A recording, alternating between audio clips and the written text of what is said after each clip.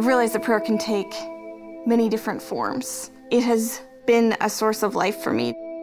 It's a crucial aspect of living, and it's changed my life. It helps focus my attention back inwards instead of outwards. It does bring me peace and calmness more than anything else. Even you have like some rough time going on, or you need some calm, just do the prayers, like just a simple way. Ceremonies like saved my life, and they remind me of why I'm here and what I'm supposed to do here. Realize that at the center of your life, no matter where you go, no matter what you do, you are always in the presence of God.